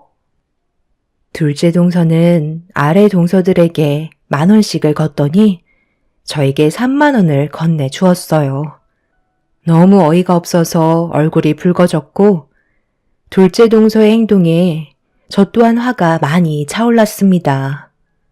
하지만 시모가 저를 바라보면서 참으라고 하는 것처럼 눈빛을 보내시길래 화를 억누르며 제 앞에 놓여있는 30,000원을 바라보고 있었습니다. 자존심이 너무 상해서 표정 관리가 되지 않았었어요. 이런 모습을 지켜보고 있던 남편이 한마디 하려는 순간 제가 남편의 손을 잡았습니다. 시모가 참으라고 했으니까 참는 게 좋을 것 같아 보였죠. 시모는 더 이상 아무 말 하지 않으시고 새 동서들을 묵묵히 바라보고 계셨습니다. 막내 동서는 시모의 감정 상태가 어떤지 전혀 파악하지 못한 채 화를 더 돋구기 시작했어요. 큰형님이 음식을 하셔서 그런지 너무 맛이 별로였어요. 제가 발로 만들어도 그것보다는 잘 만들걸요? 솔직히 제 10,000원 드리는 것도 너무 아까워요. 음식이 음식다워야 그에 따른 가치를 지불하는 거죠. 제가 봤을 때 음식값 1,000원이면 될 것 같은데요. 저는 10,000원도 아깝게 생각하니까 1,000원으로 바꿔드릴게요. 아니다. 그래도 오늘은 명절이니까 5,000원 드리도록 할게요. 형님들도 그렇게 하세요. 솔직히 음식 맛 별로였잖아요? 그냥 배 채우려고 먹은 건데 지금 속도 안 좋아요. 너는 어떤 분위기인지 전혀 살피지를 않는구나. 내가 얼마나 참고 있는지 안 보이니? 여기 모인 사람들 중에 네가 제일 많이 먹은 거 몰라? 그리고 큰며느리가 하루 꼬박 고생해서 만든 음식값이 30,000원밖에 안 된다는 거니? 너희들 나랑 정말 해보자는 거야? 눈 감아주는 것도 한계라는 게 있는 거다. 다들 큰며느리한테 그동안 명절 때마다 고생 많았으니까 각자 100,000원씩 토해내도록 해라. 맨날 모이기만 하면 하는 둥 마는 둥 눈치나 살살 보면서 수다나 떨 줄 알지? 정작 하는 건 큰 며느리가 전부 다 했잖아. 이번에도 고생 많았으니까 그동안의 노력을 봐서 100만 원씩 주는 게 좋을 것 같다. 어머, 어머님, 지금 그게 무슨 말씀이세요? 저희도 먹고 살기 팍팍하다고요. 100만 원이 땅 파면 나오는 것도 아니고 그 큰 돈이 지금 저희한테 있을 이유가 없잖아요. 요즘 경기가 안 좋아서 얼마나 먹고 살기 힘든데 너무 억지 피우시는 거 아니에요?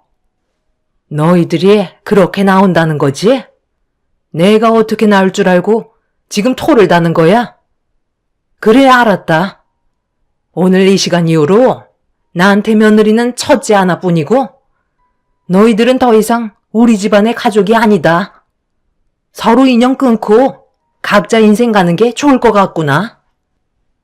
시모는 테이블 위에 올려져 있던 3만 원을 손에 쥐시더니 새 동서들의 면상에 던져버리셨고 자리에서 일어나 방으로 들어가셨어요.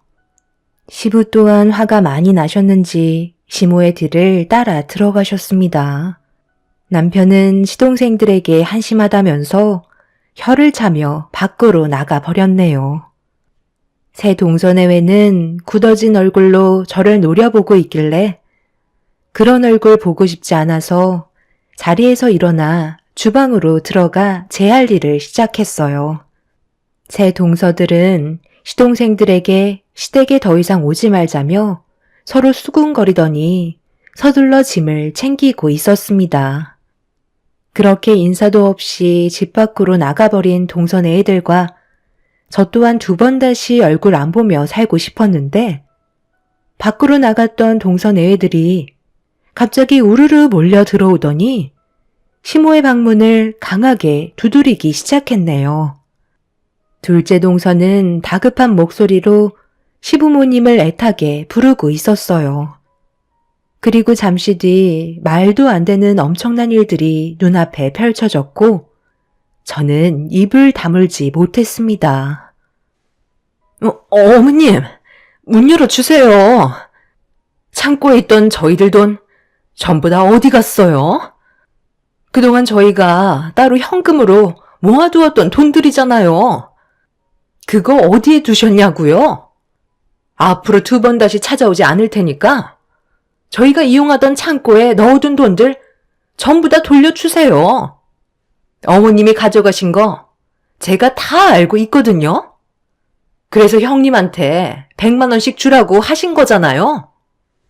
글쎄다, 나는 모르는 일인데 너희들이 이용하는 창고였고 자물쇠로 단단하게 걸어놔서 내가 그 안에 뭐가 있는지 그걸 어떻게 아니? 거기 안에 돈이 있었던 거야? 땅에 묻어두기라도 했었나 봐.